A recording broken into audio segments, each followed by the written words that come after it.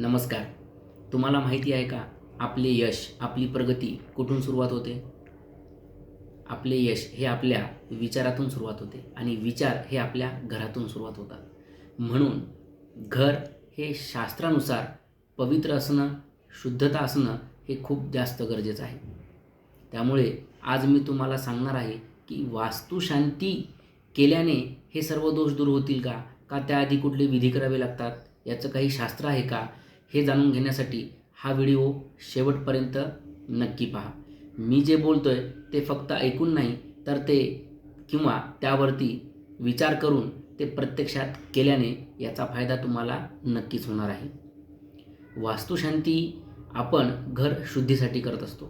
पण ज्या जागेमध्ये आपलं घर आहे, जिथे आपलं घर आहे, त्या जागेमध्ये पूर्वी काय आहे किंवा ती पूर्वी भूमी कशासाठी वापरात होती हे आपल्याला माहिती नसतं. त्या जागेमध्ये हल्ली फ्लॅटचे नियोजन सुरू असते. फ्लॅटमध्ये अनेक प्रकारची लोक राहतात.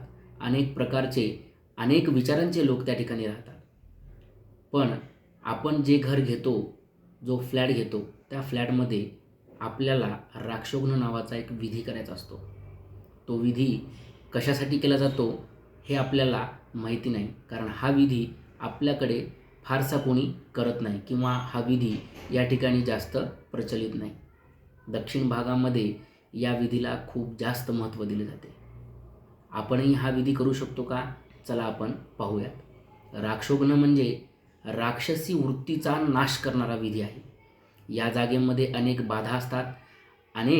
या ठिकाणी नकारात्मक ऊर्जा निर्माण होते आणि ही ऊर्जा आपल्याला आपल्या प्रगतीपासून थांबवते. कारण ज्या घरामध्ये आपण राहतो तिथे त्या देवी देवता आपल्याला तथास्तु म्हणत असतात. मग जर आपल्या घरामध्ये राहून आपल्याला जर नकारात्मक विचार येत असतील, तर आपल्यासोबतही आपल्या जीवनातही असेच घडत असते जसे तुम्ही विचार करता. पण हे विचार घरामध्ये असल्यावर सुद्धा सकारात्मक होणे हे खूप गरजेचं आहे. म्हणून राक्षोघ्न विधी हा केला जातो. या विधीमध्ये जागेतील दोष, जागेमध्ये जर अस्थी म्हणजे हाडं सापडले असतील, या जागेमध्ये अनेक प्रकारच्या विचारांचे लोक असतात, ज्यांचे नकारात्मक विचार आहेत, त्या विचारांचे दोष दूर करण्यासाठी, जागेतील नजरबाधा, करणीबाधा, दोष दूर करण्यासाठी आणि राक्षसी वृत्तीचा नाश करून सकारात्मक ऊर्जा निर्माण करण्यासाठी हा विधी केला जातो.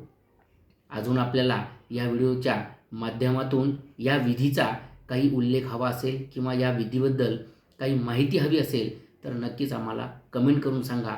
आम्ही तुमच्यापर्यंत नक्की पोहोचू. धन्यवाद.